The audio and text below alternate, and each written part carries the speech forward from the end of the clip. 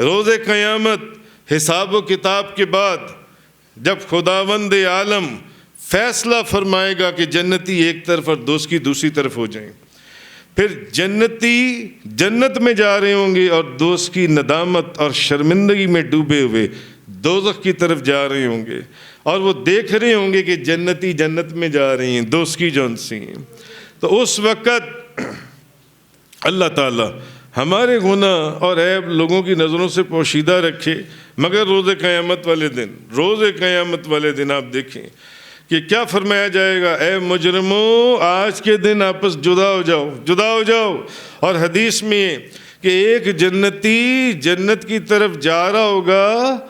تو ایک شخص جو جہنمیوں کی صف میں کھڑا ہوگا، جہنمیوں کی قطار میں وہ کھڑا ہوگا، جب وہ ایک اللہ کے ولی کو دیکھے گا، اللہ کے بندے کو دیکھے گا جنتیوں کے صف میں، تو پہچانے گا اور اس کے پاس جائے گا اور اس کو کہے گا، کیا آپ نے مجھے پہچانا نہیں؟ میں وہ ہوں جس نے آپ کو دنیا میں ایک مرتبہ پانی پلایا تھا، میں وہ ہوں جس نے آپ کو ایک دفعہ پانی پلایا تھا۔ ایک اور بندہ کہے گا، میں وہ ہوں دوزخیوں کی قطار کے اندر سے جس کے اوپر دوزخ واجب ہو چکی ہوگی، فیصلے ہو چکے ہوں گے۔ وہ کہے گا اس اللہ کے ولی کو جو جنت میں جا رہا ہوگا، اس اللہ کے ولی کو اشارہ کر کے کہے گا، میں وہ ہوں جس نے آپ کو پانی پلایا تھا۔ دوسرا کہے گا، میں وہ ہوں جس نے آپ کو وضو کروایا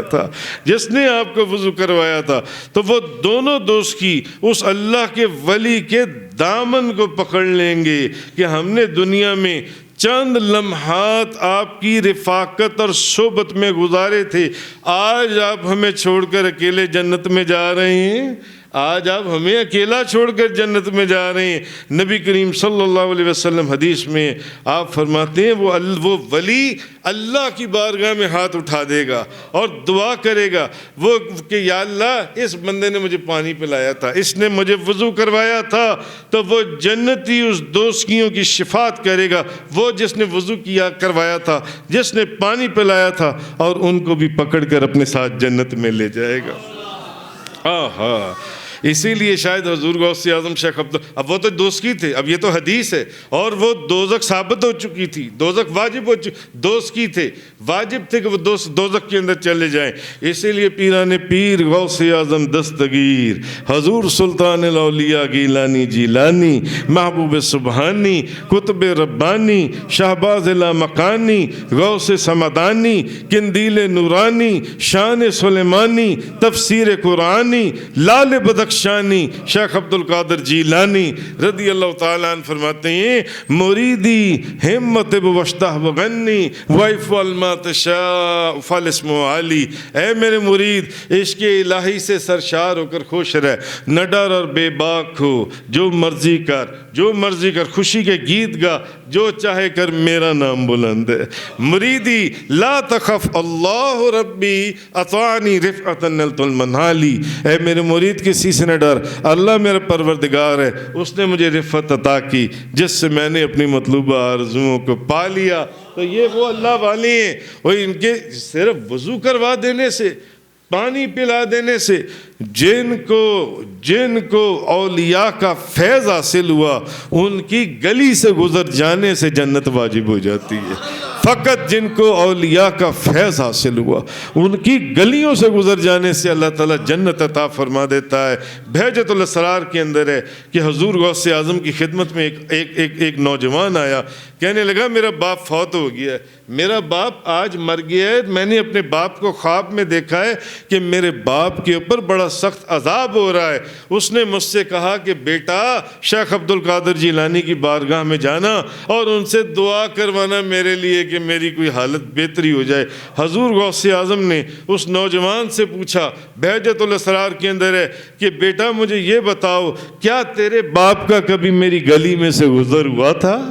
کہا کیا کبھی تیرے باپ کا میری گلی میں سے گزر ہوا تھا؟ تھوڑی دیر وہ خاموش رہا، پھر اس نے کہا ہاں میرے باپ کا آپ کی گلی میں سے گزر ہوا تھا، پھر آپ مراقبے میں چلے گئے۔ حضور غوث اعظم خاموش ہو گئے۔ اگلے دن وہ بندہ پھر آیا، کہنے لگا کیا یا حضرت غوث اعظم شیخ عبد القادر جیلانی، آج رات میں نے اپنے باپ کو پھر خواب کے اندر دیکھا، اس نے ایک سبز رنگ کا حلہ پہنا ہوا تھا اور کہنے لگا بیٹا شیخ عبد القادر جیلانی کی برکت سے میرے اوپر سے عذاب دور کر دیا گیا اور مجھے یہ لباس عطا ہوا، بیٹا تم پر لازم ہے کہ غوث اعظم شیخ عبد القادر جیلانی کی ملازمت اور غلامی کو قبول کر لو،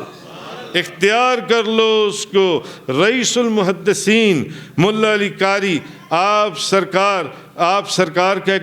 قول نقل فرماتے ہیں کہ حضور غوث اعظم شیخ عبد القادر جیلانی نے فرمایا میرے پروردگار نے مجھ سے وعدہ کیا ہے کہ جو مسلمان میری گلی میں سے میرے مدرسے کے بھی سامنے سے گزر جائے گا اس کے بھی عذاب قبر کے اندر تخفیف کر دی جائے گی، لہٰذا یہ بخشش اور نجات تو ان کی گلیوں سے گزر جانے سے ہو جاتی ہے۔ تو یہ چیز اس آیہ کریمہ کے اندر فرمائی، یا ایھا الذین آمنوا اتقوا اللہ وکونوا مع الصادقین، وآخر الدعوانا ان الحمد للہ رب العالمین۔